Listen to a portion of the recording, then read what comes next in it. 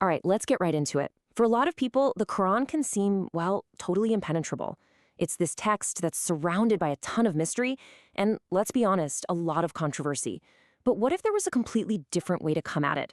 Not as some kind of command to either obey or reject, but as a really complex piece of literature that we can actually understand. We're going to explore a method that does exactly that, treating it not as a rule book, but as a rich historical text with its own story to tell. So first, we have to talk about the main challenge here. I mean, for anyone who's not a Muslim, picking up this text for the first time can be a genuinely confusing, even difficult experience. But why is that? Let's actually unpack the specific obstacles that really get in the way of a clear reading. And this is the central question, right? It's the one that scholar Ernst puts front and center. And it's what we're tackling today. And look, it's not just a technical question of, which page do I start on?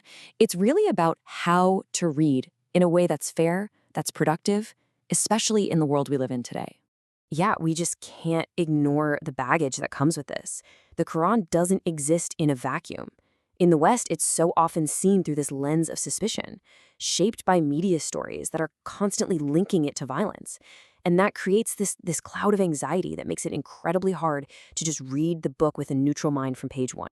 So before we can even think about a solution, we need to get super clear on what these barriers are. What is it, specifically, that makes a good faith reading so darn difficult?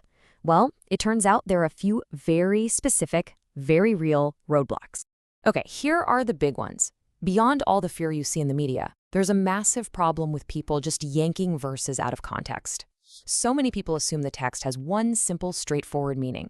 But then they also get thrown off by its unique style, and this is a huge one, by the really confusing way the book is actually put together.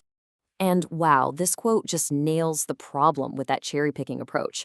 Taking one verse, reading it in the most extreme way you possibly can, and then trying to apply that to over 1 billion people, that's not a serious attempt to understand anything. You're basically using the text as a weapon, not as a window.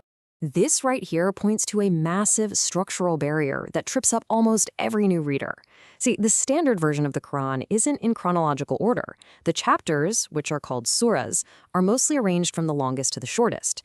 And what that means is that the later, more complex chapters often show up right at the beginning. It's like trying to understand a story by reading the final dramatic conclusion first. It's just completely disorienting. So, given all of that, how in the world do we move forward? Well, this brings us to a new idea, a different framework for reading that tries to set aside those problems and, hopefully, open up the text in a totally fresh way. The whole thing starts with a pretty radical idea. What if, just for the sake of understanding it, we temporarily hit pause on the question of whether the text is divine? So instead of asking, what does it command me to do, we ask a completely different kind of question. This chart lays out the shift perfectly. On one side, you have reading for authority. It's looking for rules. It's focused on those isolated verses. But on the other side, there's reading for understanding. That's where you ask, how does this thing work? You start exploring its style. You track how it developed over time. And you always look for the meaning in the bigger picture. And this is what we call a literary and historical reading. It's an approach that treats the Quran like you would any other major historical text, one that we can analyze to understand how it was put together, who its first audience was, and how it was connected to the world it came from. Okay, so that all sounds good in theory, but what does it actually look like when you do it? Let's open up the toolkit, so to speak, and check out the actual methods you can use to apply this kind of approach. It really boils down to 4 key tools. First, development. You read the text in the order it actually unfolded through history, not in that mixed-up standard version. Second, structure. You look for the hidden literary patterns, the way a poet or a storyteller would craft a narrative. Third, intertextuality. You look at how the text is having a conversation with earlier scriptures, like the Bible. And finally, context. You're always asking, who was the first audience for this message, and what was going on in their world at that time? And that third one, intertextuality, is just so important. This isn't about plagiarism or borrowing in a negative sense. This is a totally normal historical process. The New Testament is constantly rereading the Old Testament. Later prophets revise what earlier ones said. Scripture is always in conversation with what came before it. And once you start looking for it, you see it everywhere. The Quran is deeply engaged in a dialogue with biblical stories and themes. It's not some alien text that came out of nowhere. It's part of this shared heritage, a scriptural tradition that absolutely includes Judaism and Christianity. Okay, so what's the big payoff here? Why go through all this trouble to read the text in this particular way? Well, the benefits go way beyond just being an interesting academic exercise. When you use this toolkit, the payoff is huge.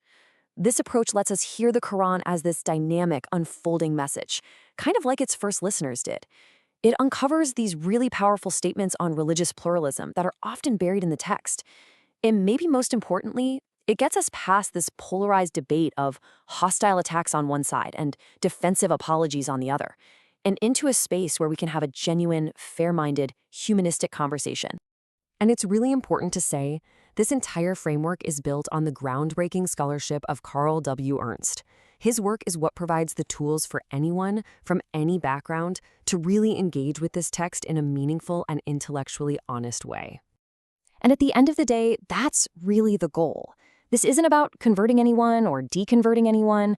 The whole purpose of this kind of study is to build bridges, to create some understanding, and to increase communication in a world that, let's face it, desperately needs more of it. And that really just leaves us with a final thought. This approach doesn't have to be just for the Quran. What might change if we applied this same toolkit to other foundational texts in our cultures? If we learn to read them not just as a rigid set of rules from on high, but as part of a long, complicated, and ongoing human conversation.